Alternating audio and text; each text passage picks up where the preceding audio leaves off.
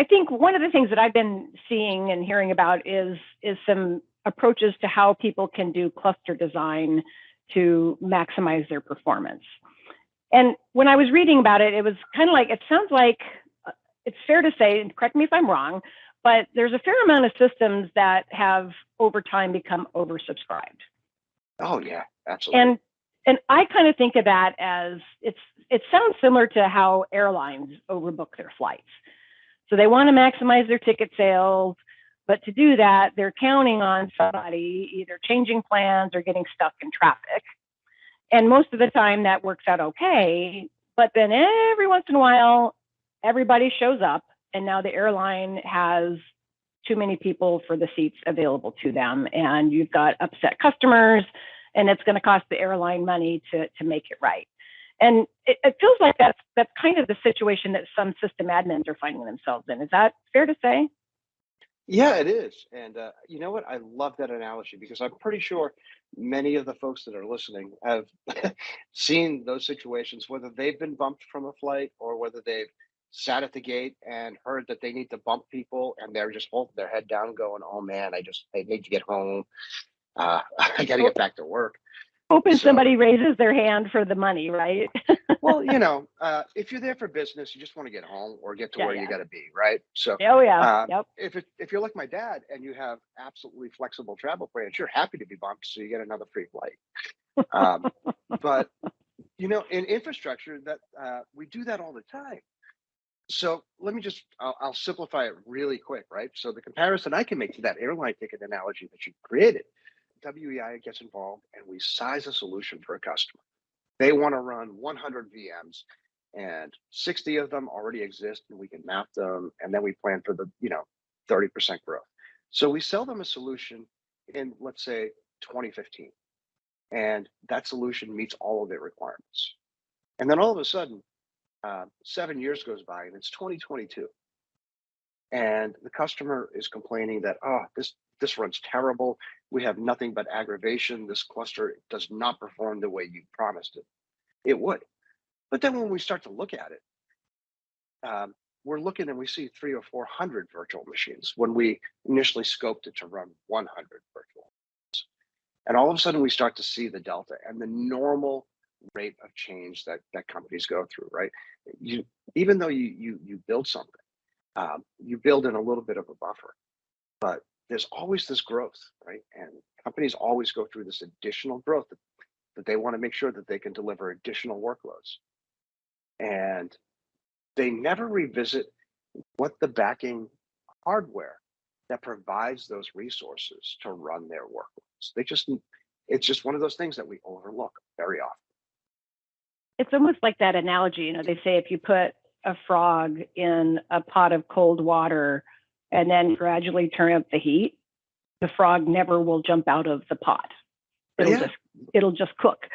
And whereas if you plop him into the hot water, he's going to jump out immediately. And it sounds like what you just described is almost the frog in the cold water, where you start out and everything's fine, but then as business grows, the temperature goes up and up and up, and people don't necessarily notice until all of a sudden they can't do their maintenance during the day, or like you said, a single point of failure happens, and suddenly all of their customer-facing systems are not performing, and people are unhappy.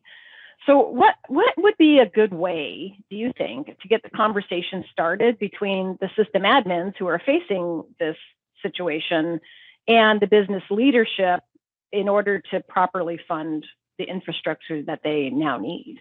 The admins are the frontline people.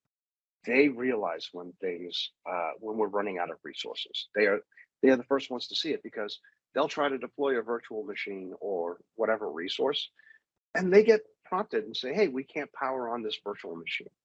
So the admin knows how to go around and work around that issue to get that workload started for whoever needs it in the organization.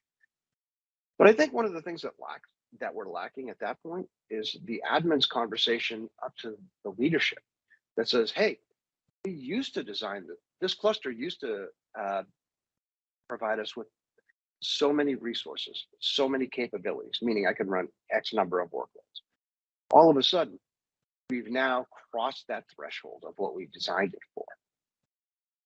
And now we can't meet that availability. We can't do maintenance during the day. We can't survive the loss of a piece of hardware and still maintain the performance. A lot of the admins that I see out there just go through and work through the issue and get the virtual machine started. And they're missing that conversation to the upstream leadership that says, hey, and I've done this, I've accomplished what I needed to do, but now we're at risk. We can't meet our KPIs that we've defined for what this cluster should deliver for flows. I think that anybody who manages a budget has found themselves in that kind of a situation. So when it comes time to reevaluate the KPIs, what's a good way to get started on that? Well, there's a myriad of ways, right? Open dialogue, the perfect harmony in every organization where every administrator can openly talk to leadership and raise their concerns. That would be, perfect, right?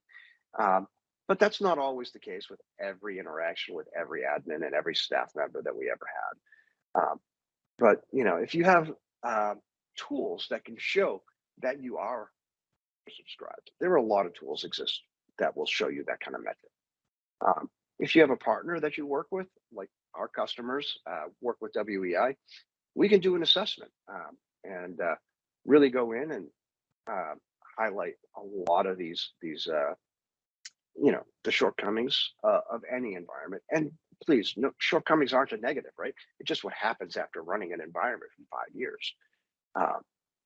We expect so much from our virtual environments that we kind of take a lot of it for granted. So if we had designed it to run 100 VMs and we're running 200 or 300 VMs on that same hardware that we purchased a couple of years ago, well, yeah, we would expect that we might have a little bit of a shortfall in what's available for resources or guaranteed levels of availability. Well, you might remember that I used to have a farm, Mm. and so you have a truck. You get a truck because you need to pull this amount of weight, but then you start getting more equipment that needs to be pulled around, or in my case, I was always adding another horse to the herd. So then instead of one horse in the horse trailer, you got 3 horses in the horse trailer. And what that means is that original vehicle that you started out with to pull this weight can't do it anymore. So you've got to upgrade in order to be able to safely get yourself down the road. And it sounds, I love to use those kinds of analogies, but it sounds like that's kind of what the system admins are needing to do, is explain that, the truck we bought was for, we bought a 1-ton truck and now we need a 3-ton because our needs have increased by that much. You're right. But you know what? I like your first analogy that you brought up, right? The fact about the airlines overselling tickets. Yeah. Right. When you look at it, right, and most average planes in the US, we got 27 rows, 3 seats on each side of the aisle. That's a lot of people, right? 150, 180, whatever, right?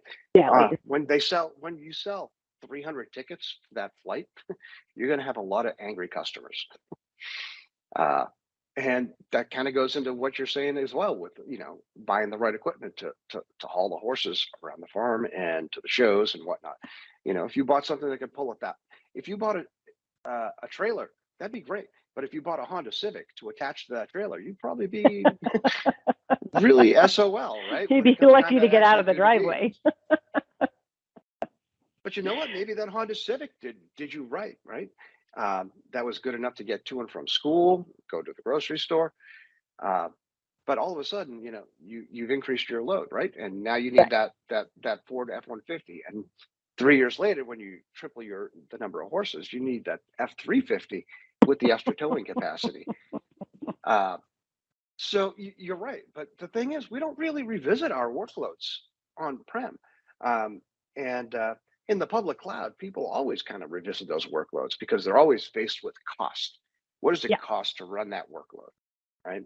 And in a public cloud, if you bought a VM that has 2 CPUs versus 16 CPUs, you can see that bill coming in every month, what it costs to run that workload.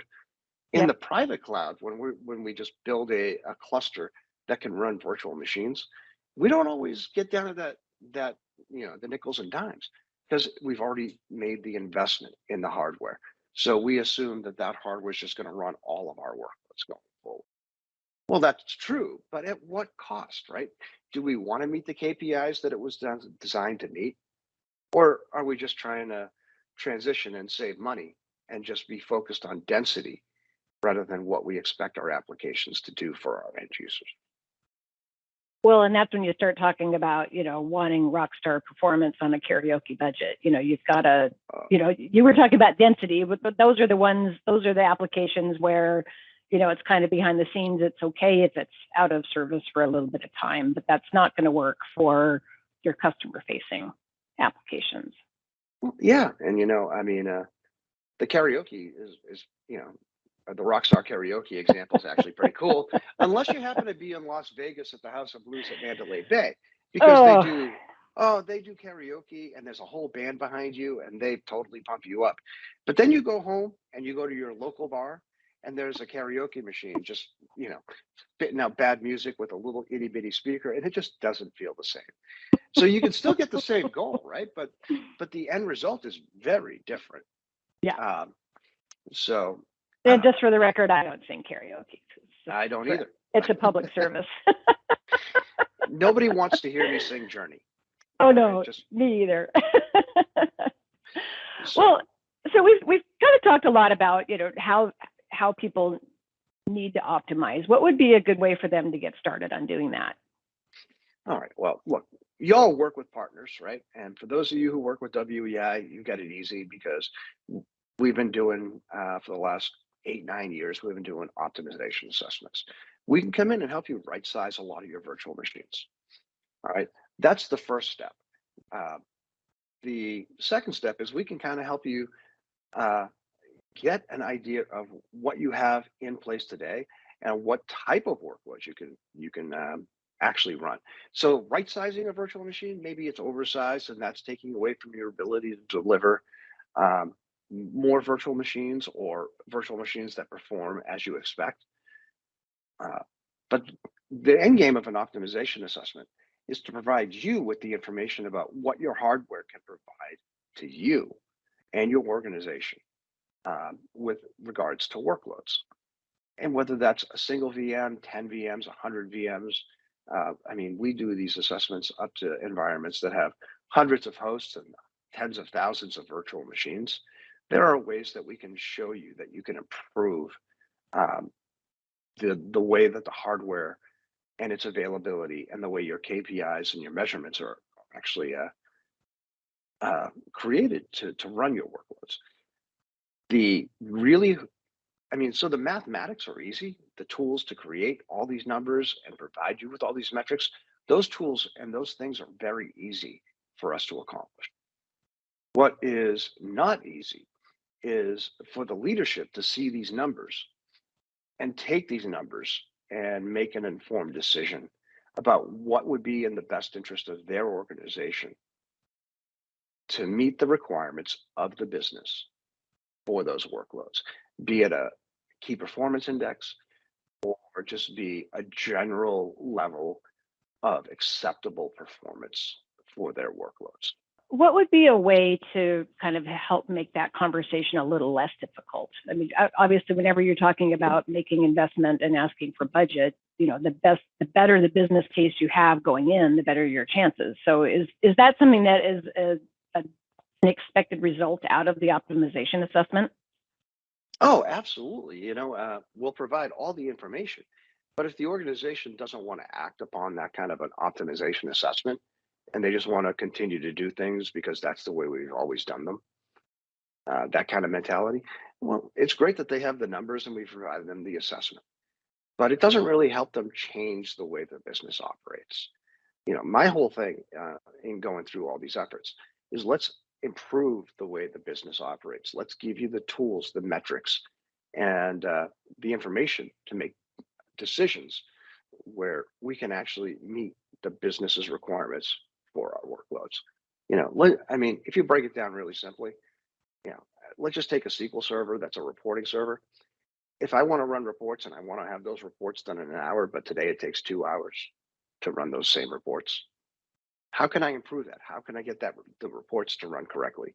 If we can provide you with the information so you can make a decision on how to get those reports to run within the hour that you need them, that'd be great, right? That'd be a godsend, right? Because we've given you the information on how you can make it a intelligent choice to meet your business requirements based on the metrics on your infrastructure that you currently, right? The goal is not always to spend more money. Maybe it's just tuning your environment so that way it meets the requirements that you've laid out. It doesn't always mean spending more money, but Well, that's good the news. org well, yeah, but that also means having a conversation with the business. And just because a business one of the business units might want a SQL server that has 32 CPUs and 84 gigs of RAM, because that's what we used to do in the physical server space. Uh, those change people, those things need to change as people consume newer technologies. But if we can give you the metrics so you can make good decisions as an organization, so you can do right by your company and meet your workloads, to me, that's the more important thing, not specific. We can give you all the information you want, and WEI's job is to provide you that information so you can make good decisions for your organization. We're not here to tell you exactly what to do. We're here to give you guidance and help you make your infrastructure more resilient, more efficient, capable of being maintained during the day so you don't incur these massive projects that must run over the weekend. Well, I'm coming off a holiday weekend. That was probably music to a lot of people's ears, right? Well, I see a lot of folks that do have to do maintenance during the day because their environment cannot tolerate losing let's say you have a cluster of three ESX servers. If they brought down one of those servers, they couldn't meet the workload demand during the business day. So they're forced to actually do all of their work during the weekend hours when it comes to patching and updating. And if you remember my conversation last time, that's an important thing. But Yeah. that also means that if they had a hardware failure during the normal course of business outside of a maintenance window, that also means that they won't be able to meet the performance expectations the business has of them, Right. right? So it's not just maintenance, it's also what happens when something fails. And Murphy shows up all day long, all the time, and he will fail something for you, whether you like it or not. So what happens when something fails? How do you address that? And what do you want the organization to look like during those situations? Yeah. Well, I think it all comes down to, planning ahead and making sure that you're as provisioned as appropriately as possible to make sure that all of those boxes get checked and the folks are able to live kind of a reasonable life with not working on the weekends and crazy hours in the night. But that also means that if they don't have to work weekends, so that means we can also survive the loss of a single piece of hardware during Right. the course of a normal business operation, and that's often overlooked.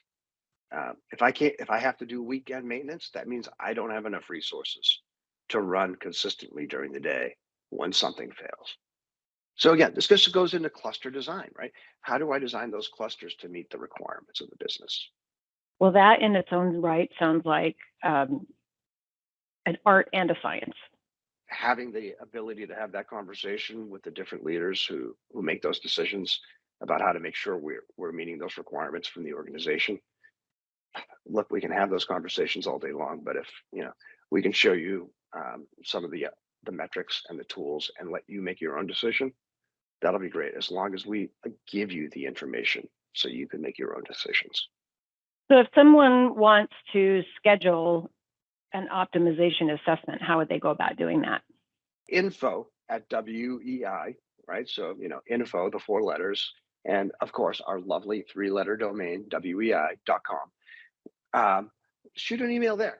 The marketing department pays attention to that, especially around all of these publications and tech talks that we have. So they'll be on the lookout for some of those requests. And just put optimization assessment in the subject line, yeah? Yeah, sure. And then it makes it easy for them to make sure they prioritize your request. I mean, an optimization assessment is pretty easy. You get useful information in a week. You get real information about the historical trends of your environment after 30 days. So standing up an optimization assessment I recommend everybody do that, especially if you're coming up on a hardware renewal. Trying to replace some of the gear that might be aging in your environment.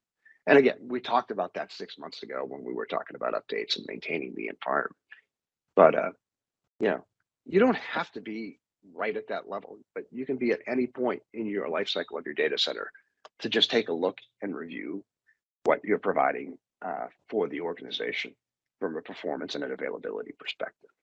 And how often would you recommend that a system admin do one of these assessments? Is that something they should do every year, or maybe 6 months, or what would be a good frequency for that? Honestly, I think that that should be something that's done consistently. The tools to provide those metrics are available. Um, but as far as a formal organizational review, if you're planning to make sure that you're having 6 months worth of hardware available to run additional workloads, if that was the goal of the organization, to make sure I have 6 months worth of resources to run new workloads that I did not plan for, in my opinion, that should be reviewed once a quarter. That Okay, way, every quarter that you're looking at it and saying, hey, how are we doing against our forecast and our roadmap for what we can provide the business? got it. And that way, yeah, you're planning for 6 months, but if you only look at it twice a year, I don't think you're seeing the whole picture. You're not seeing the trends. You're not seeing the growth as things go on, and you could overlook something, and you could slip up and put yourself at risk. Gotcha. So it's regular maintenance, regular assessments, and that's going to keep folks from being bumped off their flights, right? Well, that, and you know what? I mean, how often do you do an oil change, right? Yep. Every year, every 10,000 miles in today's modern cars, right? It used to be what, 3 months and 3,000 miles. Yep. So we've gotten a lot further along, but it's amazing what happens when somebody doesn't change their oil in 10 years and then wonders why their car exploded on the highway. Well, Mark, it's always a pleasure to talk with you. I really appreciate you taking some time today to kind of clarify a few things. And I just to kind of recap what we talked about, it's a wise idea to do an optimization assessment on your infrastructure on a regular basis, considering even as frequent as quarterly, to make sure that you don't overgrow and oversubscribe the resources that you have, and keep things moving along, minimizing risk and keeping business continuity in the right cadence. And then just reminder again, info@wei.com, and put optimization assessment in the subject line, and you can get yourself scheduled for one.